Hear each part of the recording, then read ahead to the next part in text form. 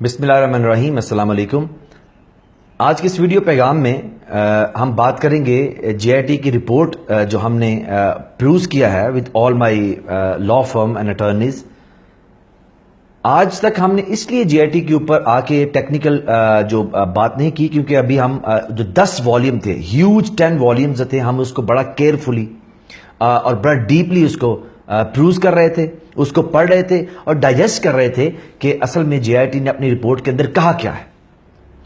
آپ یقین مانیے کہ جے آئی ٹی کی رپورٹ کچھ یوں ہے کہ پڑھتا جا شرماتا جا، پڑھتا جا شرماتا جا.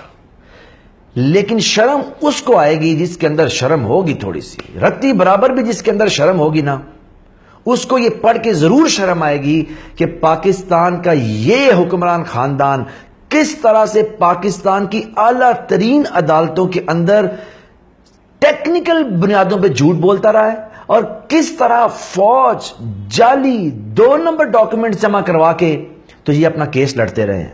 لیکن اللہ کی لاٹھی بے آواز ہے. جب اللہ فیصلہ کر لیتا ہے کسی کو نیچے گرانے کا، جب اللہ کے ہاں فیصلہ ہو جاتا ہے تو میاں صاحب پھر آپ کیا اور آپ کے ہواری کیا اور درباری کیا اور سارے پٹواری کیا، پھر آپ کو ایسا مشورہ دیتے ہیں اور اس پہ ایسی پھر جے آئی ٹی کی رپورٹ آتی ہے کہ ایسا آپ کا پردہ فاش ہوتا ہے، ایسا آپ لوگوں کے سامنے ننگا ہوتے ہیں اس کے بعد کہ الحفیظ الامان، الحفیظ الامان. یہاں میں آپ کو ذرا بتانا چاہ رہا ہوں کہ جے آئی ٹی کے اندر نواز شریف کا کیس 4 ڈاکومنٹس کے اوپر سٹینڈ کر رہا تھا. Number 1 Tariq Shafiq affidavit, number 2 Qatari کا خط، number 3 trust deed that was submitted by the Maryam Nawaz Sharif between her and 2 of her brothers, number 4 share sale and purchase کا ایگریمنٹ جو یو اے ای کے اندر ہوا تھا. اب ذرا دیکھیے جے آئی ٹی کے اندر جب ان کا پوسٹ مارٹم ہوا ہے، طارق شفیع نمبر 1 جب ان کو جے آئی ٹی کے اندر سوال کیے گئے، ہر سوال کا جواب اس نے یہ دیا کہ مجھے بالکل نہیں پتا، میرے وکیل نے یہ ڈاکومنٹس لکھے. انہوں نے کہا کہ آپ نے جو ایفیڈیوٹ کے اندر جو لینگویج لکھی ہے، جو اس کے اندر جو سبسٹینس ہے، اس نے کہا مجھے نہیں پتا، وکیل کو پتا ہے. طارق شفیع صاحب کیوں آپ کو گونگے بہرے ہیں، اندھے ہیں آپ؟ یہ تو ہمیں پتا ہے کہ آپ ینفعہم لا یرجعون ہیں، یہ تو ہمیں پتا ہے، لیکن آپ کی مت ماری گئی تھی تب. اب آپ بھی کہہ دیں کہ میرے اوپر بڑا پریشر تھا، جیسے وہ اسحاق ڈار صاحب نے کہا ہے کہ میرے اوپر بڑا پریشر تھا جب میں نے وہ ایفیڈیوٹ دیا تھا. تو جے آئی ٹی نے کہا ہے کہ اصل میں سارا کنٹینٹ آف دا ایفیڈیوٹ جو ہے وہ جھوٹ پہ مبنی ہے اصل میں، اور فیبریکیٹڈ سٹوری ہے، یہ لکھ دیا انہوں نے. دوسرا ڈاکومنٹ کیا ہے؟ دوسرا ڈاکومنٹ ہے سیل، جو شیئر کی جو سیل پرچیز ڈیڈ ہے یو اے ای والی. اب یو اے ای کی حکومت کہتی ہے کہ یہ جو ڈیڈ بنائی گئی ہے، یہ اس نام سے کوئی کمپنی نے کبھی یو اے ای کے اندر بزنس ہی نہیں کیا. اف میرے اللہ، اف اللہ، یعنی کہ اتنا بڑا جھوٹ کہ یعنی کہ اصل میں نواز شریف تمہیں یہ پتا تھا کہ یہ کون سا کیس چلنا ہے. یہ جیسے یہ کیس چلے گا جیسے پاکستان کی عدالتوں میں پہلے ہوتا رہا، کیس چلے ہیں اور وہ تاریخ کے کوڑے دان میں پھینک دیے گئے. تمہیں پتہ ہی نہیں تھا کہ یہ ہونا کیا ہے، اس لیے تم نے جو جعلی ڈاکومنٹ گھر اپنے ڈرائنگ روم میں کہیں بیٹھ کے کوئی 2 نمبر کے منشی پٹواری جمع کر کے تم نے سارے ڈاکومنٹ بنائے اور سپریم کورٹ میں سبمٹ کروا دیے. تمہیں پتہ ہی نہیں تھا کہ اللہ کا عذاب اس طرح سے آ جانا تمہارے اوپر. بیسیکلی یو اے گورنمنٹ کا جو رسپانس آیا ہے وہ یہ ہے کہ یہ جو شیئر پرچیز ایگریمنٹ ہے دیٹ از فالس، اور ان کے اس میں انٹرسٹ نہیں تھا. اس کمپنی، وہ کمپنی نیم سے فنکشن کر رہی تھی یو اے میں، لیکن شریف فیملی کے اس کے اندر کسی قسم کا کوئی انٹرسٹ نہیں تھا. جو ایگریمنٹ ان کی شیئرز کی سیل تو دیکھیے گلباز، اگر ایک کمپنی وہاں ایگزسٹ ہی نہیں کر رہی ان کی جس کی ڈیڈ یہ بنا کے لے آئے ہیں، اب وہ تیسرا ڈاکومنٹ جو انہوں نے پیش کیا تھا وہ تھا جو ان کے بھائی جان ہے قطری، اس بھائی جان کا جو خط آیا تھا تو جے آئی ٹی نے کہا کہ وہ خط یہ تھا کہ ہم نے ان کے ساتھ جو بزنس کیا تھا یو اے ای کے اندر تو میں اس کو وٹنس کرتا ہوں. او بھائی، جے آئی ٹی نے کہا ہے کہ جب وہاں بزنس تھا ہی کوئی نہیں، کمپنی تھی کوئی نہیں، مدعا ہی کوئی نہیں تھا، دھواں ہی کوئی نہیں تھا، تو آگ کہاں لگی ہوئی تھی؟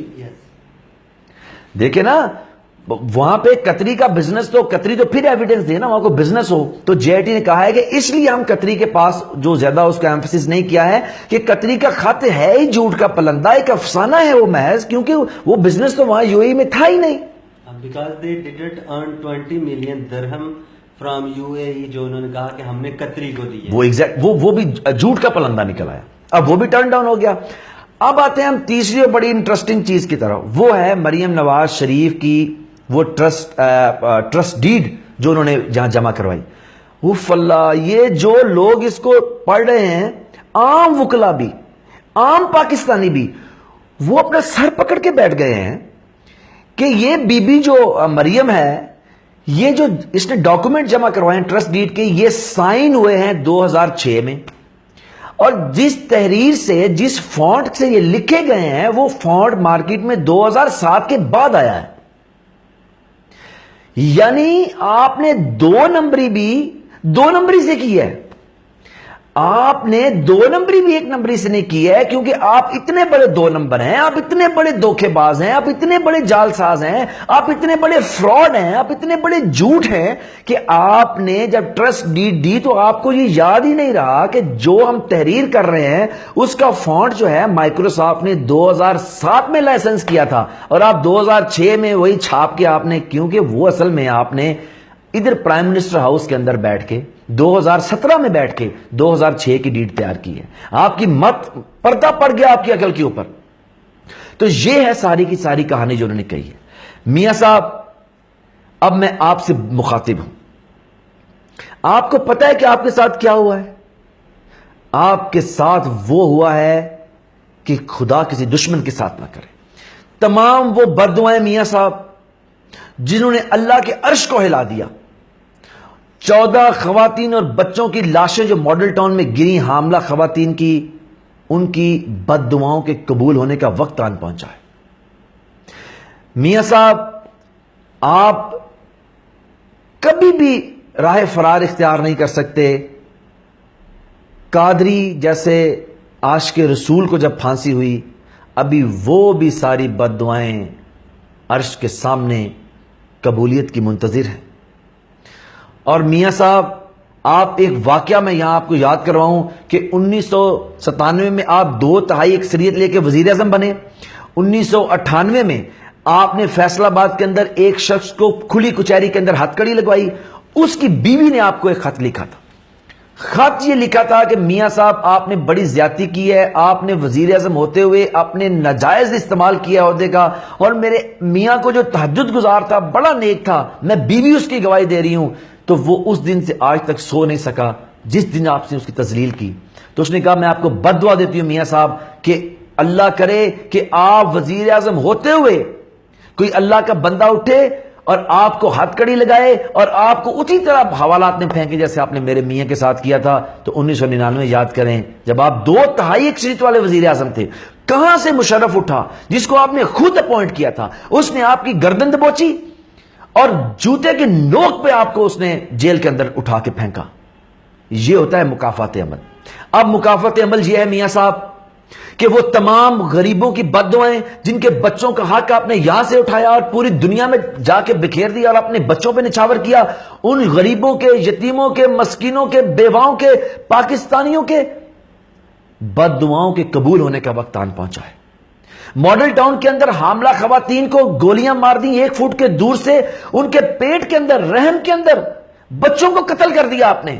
ان کی بد دعاؤں کا عرش پہ منتظر ہے قبولیت کی, وہ بھی وقت آن پہنچا ہے. اور میاں صاحب جس عاشق رسول کو آپ نے پھانسی دی تھی, اب ان بد دعاؤں کا بھی وقت آن پہنچا ہے کہ آپ کا, اس لیے آپ کی مت ماری گئی. اس لیے میاں صاحب جو آپ نے سارے ڈاکومنٹ, آپ جو کہہ رہے ہیں سازش ہو رہی ہے, سازش ہو رہی ہے, میاں صاحب سازش اپنے ارد گرد تلاش کریں, وہاں ہو رہی ہے سازش آپ کے خلاف. یہ ڈاکومنٹ آپ کو عمران خان نے نہیں دیے تھے جمع کروانے کے لیے, نہ وہ کسی اور شخص نے دیے تھے. یہ ڈاکومنٹ آپ کی بیٹی نے آپ کو دیے تھے 2 نمبر جمع کروانے کے لیے. یہ ڈاکومنٹ شہباز شریف نے آپ کو دیے تھے 2 نمبر جمع کروانے کے لیے. یہ ڈاکومنٹ آپ کو ڈار نے دیے تھے جمع کروانے کے لیے. یہ آپ کے خاندان کے طارق شفیع نے دیے تھے آپ کو جمع کروانے کے لیے. یہ آپ کے اپنے بچوں حسن اور حسین نواز کے ڈاکومنٹس ہیں. وہ لوگ آپ کے خلاف سازش کر رہے ہیں کیونکہ ان کو پتا چل گیا ہے کہ نواز شریف جس کا نام ہے وہ سیاسی طور پہ ایک گوف ہے, وہ اس کو نہ سیاست کی سمجھ ہے نہ وہ ملکی معاملات چلا سکتا ہے، اس لیے اب انہوں نے فیصلہ کیا ہے کہ وہ آپ سے جان چھڑائیں، اس لیے انہوں نے سارے ڈاکومنٹ جمع کروائے ہیں۔ تو میاں صاحب سازش آپ کے خلاف کوئی اور نہیں کر رہا، آپ کے گھر سے ہو رہی ہے، گھر کے بالکل اندر سے ہو رہی ہے۔ اگر آپ بے نقاب کرنا چاہتے ہیں تو حوصلہ کیجئے، دیکھیے آپ کے ارد گرد کن لوگوں نے آپ سے کہا تھا یہ سارے ڈاکومنٹ جمع کروانے کے لیے۔ اور آخر میں انشاءاللہ تعالی میاں صاحب مکافات عمل کا پروسیس سٹارٹ ہو گیا ہے۔ اب آپ کسی صورت بھی ان تمام بد دعاؤں سے بچ نہیں سکتے جس کا میں نے پہلے ذکر کیا ہے، اور اللہ آپ کے ساتھ ایسا معاملہ کرے گا کہ آپ کی داستان تک بھی نہ ہوگی داستانوں میں۔ اور جو جتنا ہم جے آئی ٹی کی رپورٹ کو پڑھتے جائیں گے، گاہے بگاہے میں اور ہماری لا فرم کے جو لوگ ہیں وہ یہاں بیٹھ کے آپ کے ساتھ اس پہ گفتگو کرتے جائیں گے۔ اور اب میں یہاں سے آپ سے اجازت چاہوں گا، بہت شکریہ۔